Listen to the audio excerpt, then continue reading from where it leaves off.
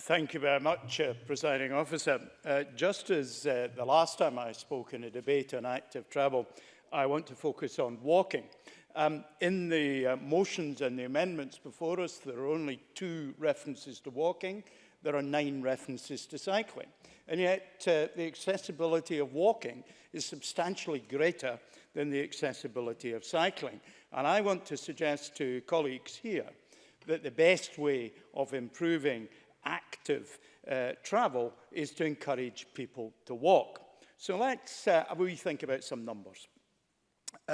Looking at the report on prescriptions in the last year, for which I've been able to find numbers, of the top 5 prescriptions, prescription number 1, number 3 and number 5, total 8.78 million prescriptions.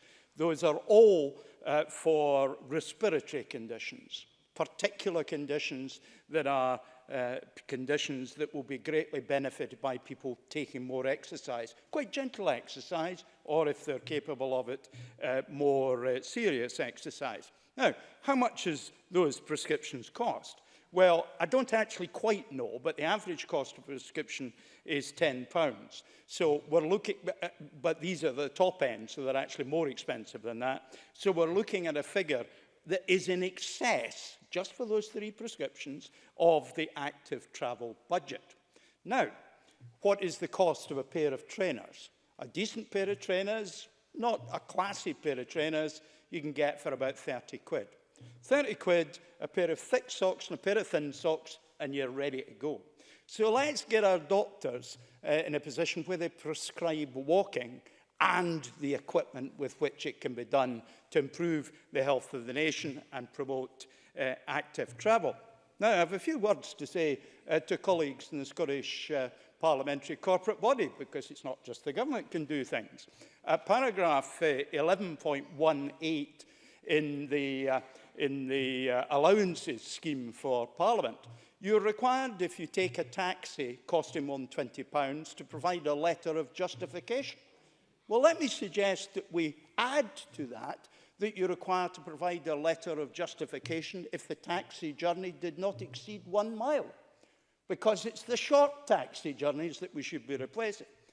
From the outset, we've been paying members here 45 pence a mile if they use their car, but only 20 pence if they use their cycle. How about turning that round so that we pay them 45 pence if they use their cycle and 20 pence if they use their car? Now, I know this sounds a little bit whimsical, but the reality is we're actually going to have to... Yes, I will, Mr Finney, if you're brief. John Finney. Yes, I will be very brief. Would you like to explain to me how I can cover an area between the north of Shetland and Mull of Kintyre on a push bike with a dearth of public transport, much as I would like to? He's only got a minute and a half to do that. The bottom line is we've got to challenge the existing norms and have a debate around it. It's not meant to be there, because I too have a similar problem, albeit on a smaller scale. Now, I'm glad that I now have as my greatest fan here Mr Rumbos, who mentioned me 3 times in the first minute of his contribution.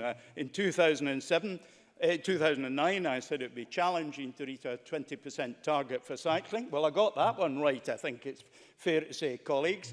But we can be ambitious, genuinely ambitious in walking. I've done 4 kilometres today. That's 5,650 steps. I prefer to count kilometres. It sounds bigger than miles. And the rest of us should also be doing something at least as big as that. Liam Kerr tells us he cycles. That's good. My last bicycle cost me a £5. I'm not going to pay more than 25 for my next one when I go to a rural route. I will be able to get that. Now, let me just conclude, Presiding Officer, in the remaining very, very few seconds by saying that we all have at our own feet the tools to promote this agenda. We should, as MSPs, be seen to be walking. We should encourage others to walk. It delivers health, wealth, and a community benefit. Presiding Officer.